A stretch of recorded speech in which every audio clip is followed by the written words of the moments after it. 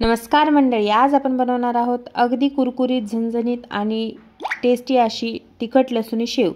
अशी शेव जी बराच काळ कुरकुरीत राहील त्यासाठी काही खास टिप्स अँड ट्रिक्स मी तुम्हाला सांगणार आहे, त्यामुळे व्हिडिओ शेवटपर्यंत नक्की पहा। आणि जर तुम्ही अजून आपल्या चॅनलला सबस्क्राइब केलं नसेल तर लगेच करा आणि बेल आयकॉन देखील प्रेस करायला विसरू नका, कारण यापुढेही अशाच भन्नाट अशा रेसिपीज मी तुमच्यासाठी घेऊन येणार आहे। तर चला रेसिपीकडे वळूया। सर्वात आधी एका मिक्सचर जारमध्ये 2 मोठे चमचे ओवा, 2 मोठे चमचे जिरे आणि सुमारे 25 ते 30 लसणाच्या पाकळ्या घेणार आहोत। इथे तुम्ही जिरेचं किंवा ओव्याचं पावडर देखील वापरू शकता। हे सर्व घटक आपण मिक्सरला वाटून घ्यायचे आणि त्यात थोडंसं पाणी ॲड करायचं। पाण्याचं काही प्रमाण नाही, फक्त बारीक व्हावं याची पेस्ट असंच आपल्याला पाणी ॲड करायचं आहे। ही पेस्ट तयार आहे, चाळणीच्या साहाय्याने गाळून घ्यायची आहे। यातील चोथा वेगळा करायचा आणि पाणी वेगळं करायचे। आपण जर डायरेक्ट शेवमध्ये ओवा जिरे टाकले तर ते सोऱ्यामध्ये अडकतात आणि शेव तुटते, म्हणून याची मी बारीक अशी पेस्ट करून गाळून घेतलेली आहे। हा चोथा तुम्ही पराठे, थालीपीठ किंवा मसालेदार भाकरी यामध्ये देखील वापरू शकता। एकदा नक्की ट्राय करा। आता पुढे आपण घेणार आहोत शेवचा बेस म्हणजेच बेसन पीठ। इथे मी अर्धा किलो बेसन पीठ घेतला आहे, म्हणजे अंदाजे 4 कप। हे बेसन मी घरचं वापरलं आहे, पण तुम्ही रेडीमेड बेसन देखील वापरू शकता। माझ्या आवडीचं सम्राट आणि हिरा बेसन आहे।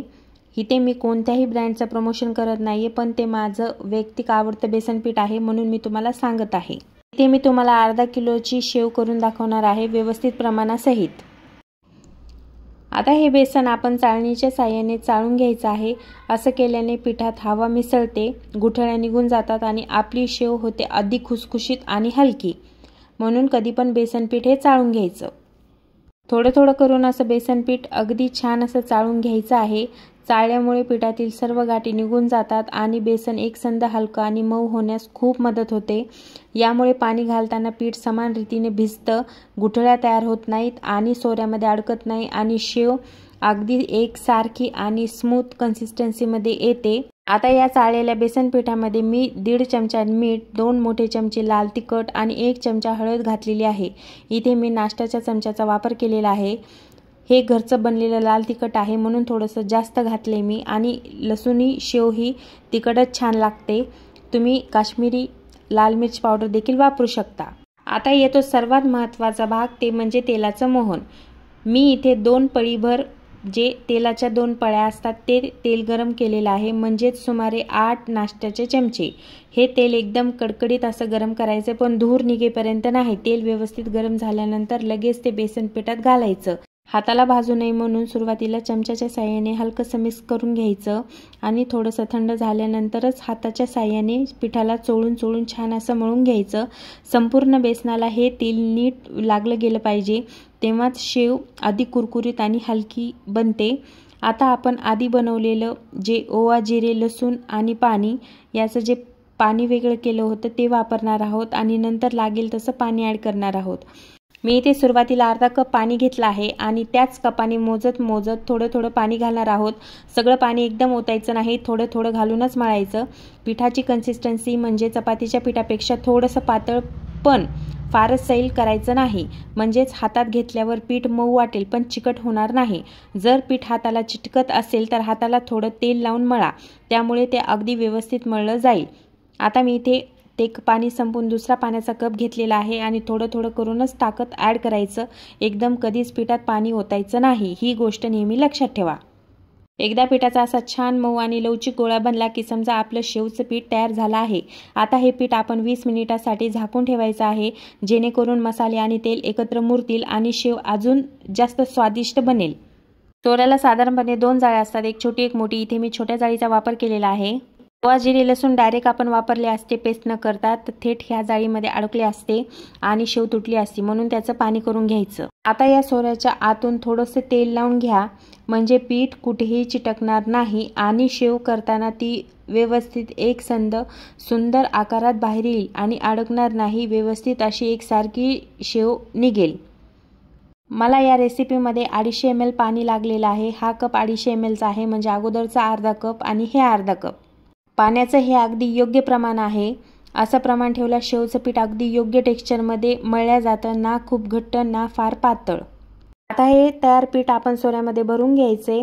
यामध्ये हवा ठेवायची नाही, नाहीतर हवा अडकल्यास शेव बाहेर येताना तुटते. म्हणून व्यवस्थित दाबून घट्ट भरून घ्यायची आणि वरचं झाकण लावून सोऱ्या तयार ठेवायचा. आपण शेव तळण्यासाठी तेल तापायला ठेवलेलं आहे. इथे तेलाचं तापमान खूप महत्त्वाचं आहे. तेल ना खूप गरम असावं ना खूप थंड असावं, ते मध्यम असावं, तरच आपली शेव परफेक्ट अशी बनून तयार होते. जर तुम्ही कडकडीत गरम केलं तर शेव तेलकट होते आणि करपते. म्हणून कधी पण शेव तळताना तेलाचं तापमान हे मध्यमच असायला हवं. आता सोऱ्यातून शेव हलक्या हाताने तेलात सोडायची. सोऱ्याला सतत एकाच जागी धरायचं नाही, थोडं हात फिरवत राहा, म्हणजे शेव एकसंध वर्तुळात पडेल आणि एकाच ठिकाणी जास्त जाड होणार नाही. म्हणजे जाड राहिली तर कच्ची राहते, ती पूर्णपणे तळल्या जात नाही. तळताना गॅसची फ्लेम नेहमी मीडियम ठेवायची. बुडबुडे थोडेसे कमी झाले की शेव हलक्या हाताने पलटवून घ्यायची. ही प्रोसेस अतिशय काळजीपूर्वक करा, कारण गरम तेलात हात जाऊ नये म्हणून चाळणी किंवा झाऱ्याचा वापर नक्की करायचा. शेव तयार झाली की ती जाळीवर ठेवून थंड करायला ठेवायची. असं ठेवल्यास वाफ निघून जाते आणि शेव अजिबात मऊ पडत नाही. मी इथे अर्धा किलो बेसन पिठात सुमारे 15 ते 16 मोठे शेवचे वेडे काढलेले आहेत. शेव तळताना एक गोष्ट नेहमी लक्षात ठेवायची, तेलात शेव सोडताना हात थोडासा उंचावरून धरायचा, कारण गरम तेलातून निघणारी वाफ हाताला भाजू शकते आणि तिचा चटका खूप तीव्र लागतो. त्यामुळे नेहमीच काळजीपूर्वक आणि संयमाने हे काम करायचं. तेलात शेव सोडल्यानंतर लगेचच थोडेसे बुडबुडे वर येतात. 20 सेकंदानंतर बुडबुडे हळूहळू कमी होऊ लागतात. तेव्हा आपल्याला ही शेव हलक्या हाताने पलटी करून घ्यायची आहे. तळताना गॅसची फ्लेम ही नेहमी मीडियमच ठेवायची, कमी करायची नाही आणि फुल देखील करायचं नाही, नेहमी मीडियम ठेवायचा. जेव्हा पण आपण शेव काढत असतो तेव्हा गॅसची फ्लेम ही मीडियमच असायला हवी. आता एक खास ट्रिक सांगते. मी इंस्टाग्रामवर ही ट्रिक बघितली होती. कधी कधी सोऱ्यातून पीठ बाहेर येतं आणि मशीनमध्ये दाब अडकला जातो. त्यासाठी सोऱ्यात 2 फेऱ्यांनी अँटी क्लॉकवाईज उलट दिशेने फिरवायचा. आपण शेव करताना सरळ दिशेने म्हणजे क्लॉकवाईज फिरवतो, म्हणजे आतलं प्रेशर सुटतं आणि एक्स्ट्रा पीठ जे बाहेर येत आहे ते येत नाही. ही छोटीशी ट्रिक आहे. मी इंस्टाग्रामवर रील बघत असताना मला दिसली होती. एकदा तुम्ही पण नक्की ट्राय करून बघा, नक्कीच वर्क करते ही ट्रिक. अशा प्रकारे आपल्या लसूण शेवची रेसिपी पूर्ण होते. अगदी कुरकुरीत खुसखुशीत, तोंडात टाकताच कुरकुर आवाज येणारी अशी मस्त शेव तयार आहे. ह्या रेसिपीचं डिटेल साहित्य मी डिस्क्रिप्शन बॉक्समध्ये देखील ॲड करते आणि पुढे मी याचे इमेजेस लावते, त्याचे तुम्ही स्क्रीनशॉट काढून घेऊ शकता. आणि ह्याच मापामध्ये योग्य प्रमाणात सर्व काळजीपूर्वक तुम्ही ट्रिक्स फॉलो केल्या तर तुम्ही पण अशी खमंग खुसखुशीत शेव तयार करू शकता. इथे मी किलोचं देखील प्रमाण सांगितलेलं आहे आणि वाटीचं देखील प्रमाण सांगितलेलं आहे, म्हणजे तुम्हाला कुठेही अडचण येणार नाही.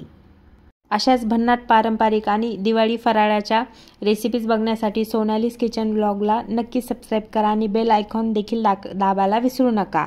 तर भेटूया पुढच्या व्हिडिओमध्ये. तर तुम्हाला माझी रेसिपी कशी वाटली ही कमेंट करून सांगायला विसरू नका. Take care and keep cooking.